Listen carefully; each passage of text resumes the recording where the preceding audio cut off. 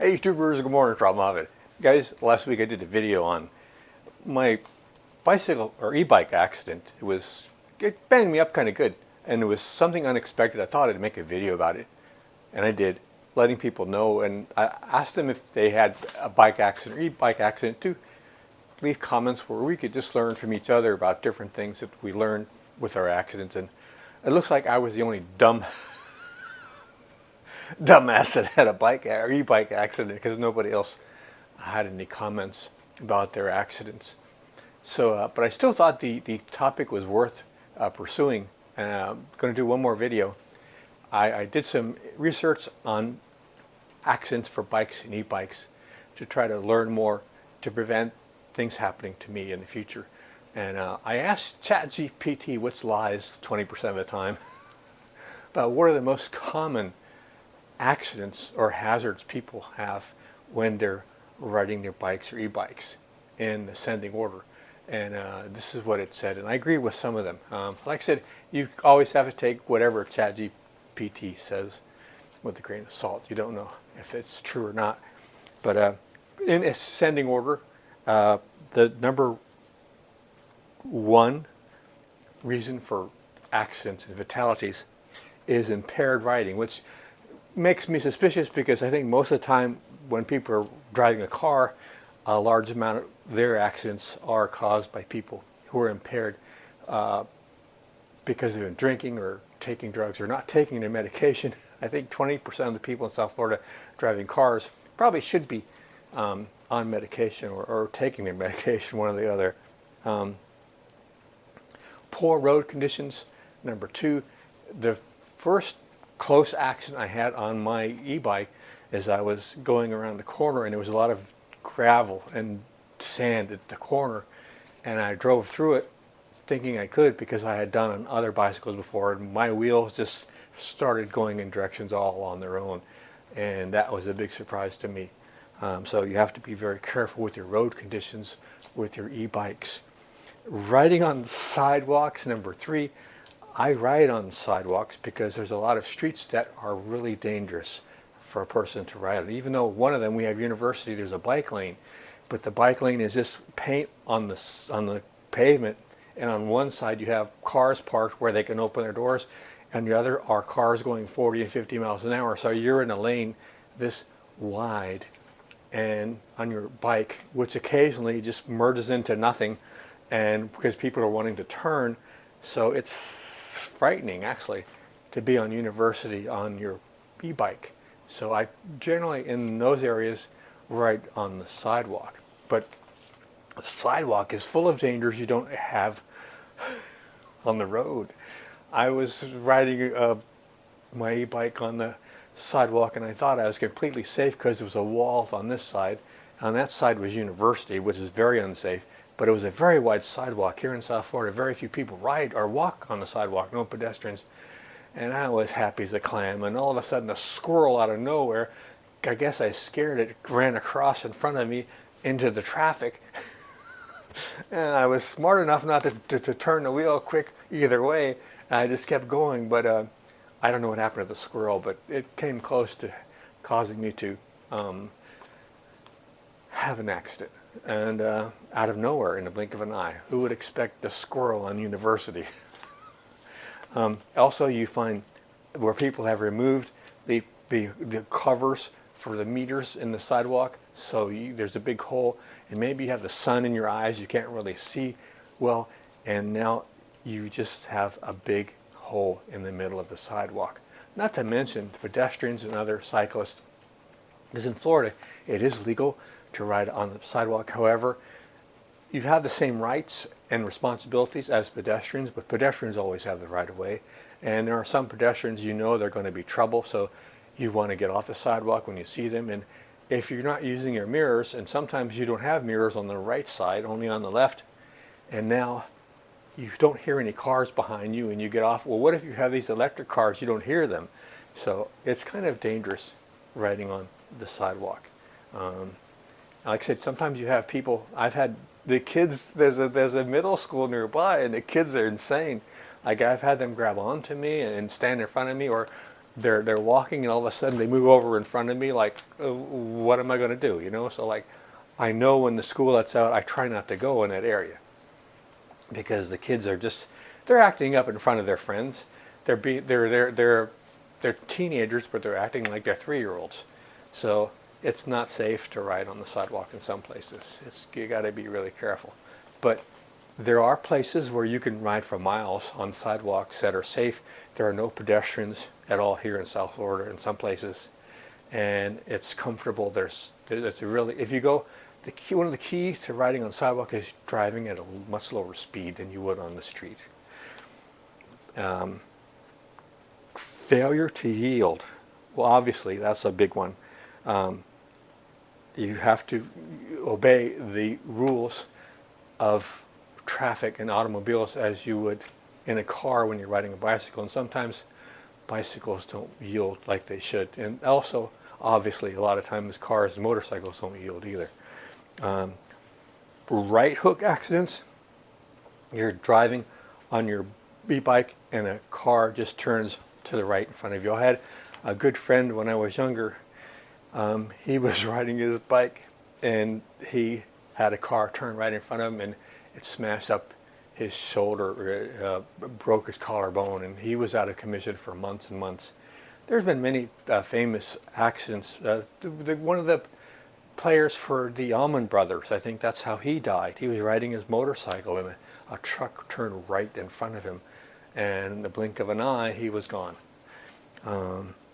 Left turns, that's the same thing. You have people turn in front of you from the left. Rear end collisions, where people are on their phones, they don't see you. Obviously, people have tunnel vision. They're looking for things they expect to see.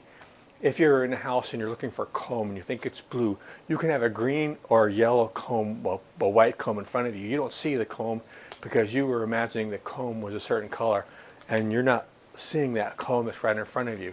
So you're sometimes you can see an object when you're driving, and you're not really looking at it because you're looking at thinking you want to see something else. So it's rear end collisions are kind of bad. They're bad. Okay.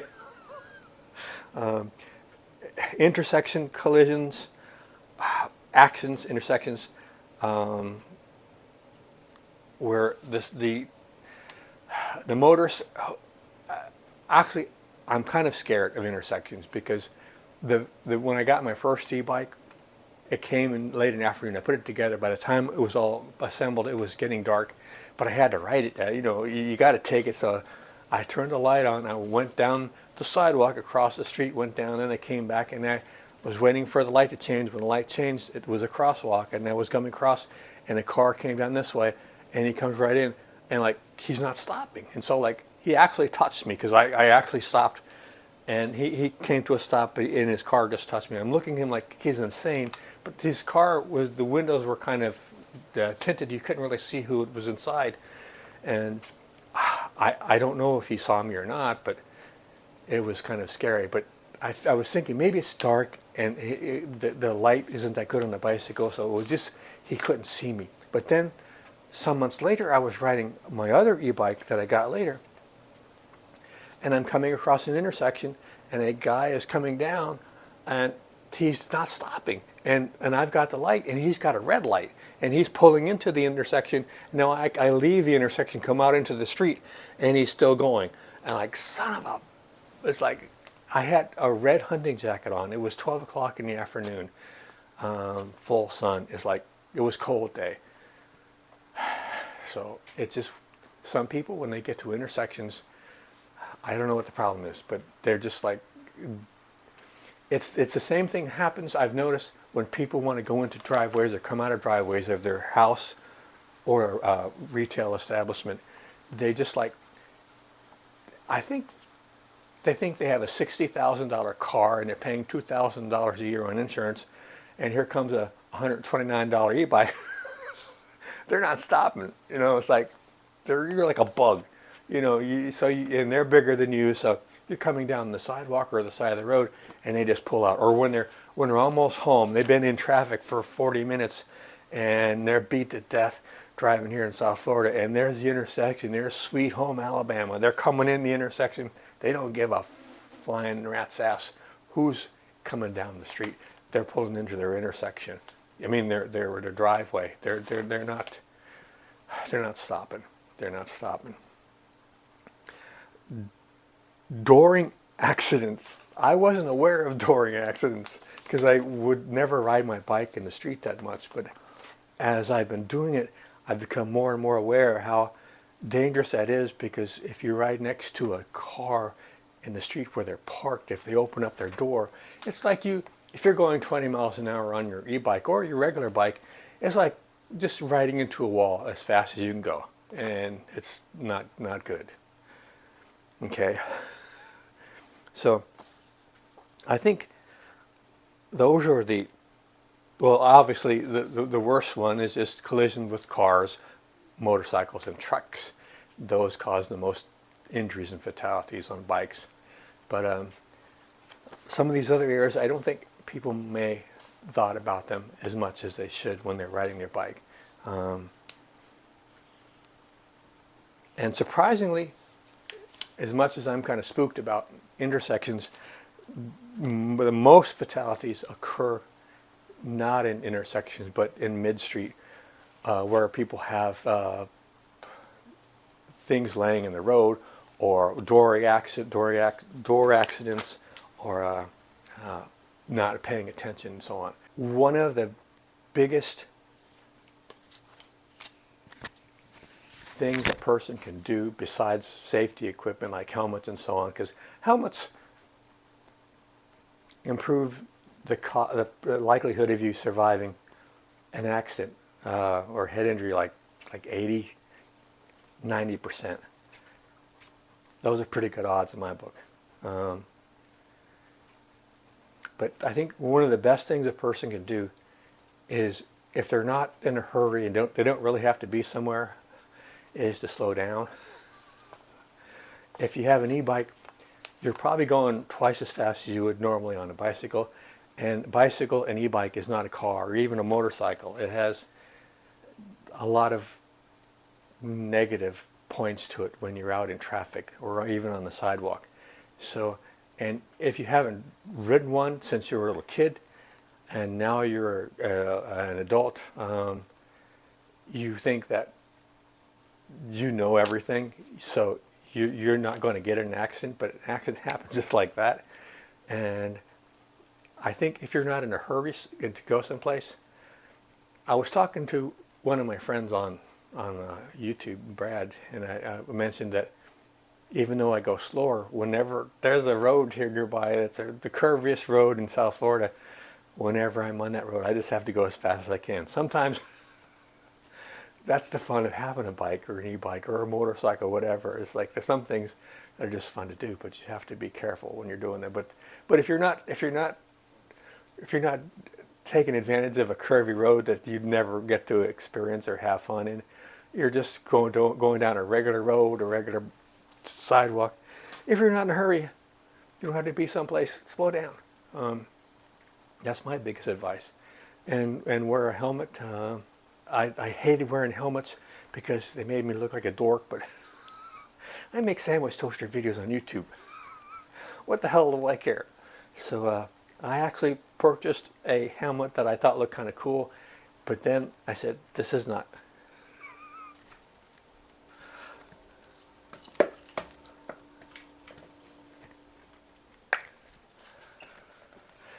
I purchased this helmet. I thought it looked a little cooler than the others, but I said, this isn't. This is like a plastic bowl you put spaghetti in the refrigerator.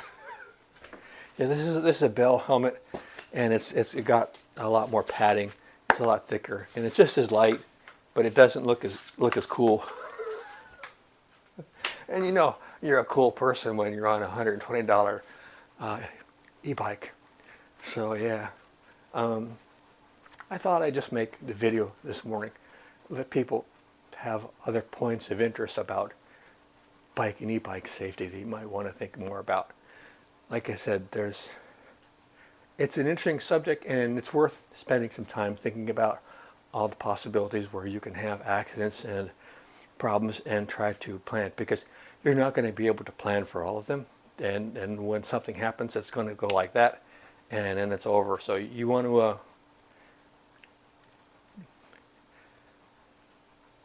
to get any edge you can. All right, I've been rambling. I bounce every morning. I thought this would be a way for me to combine something I'm doing that's taking up time, and I could just use it to a video like this where it's just a talking head. I'm just saying things. I'm not having to make something. It might be a fun way to go. So guys, I wish I had a teleprompter so I could speak eloquently for you guys, but this is just rambling off the top of my head. I haven't had my coffee. All right, guys, be safe. See you out there.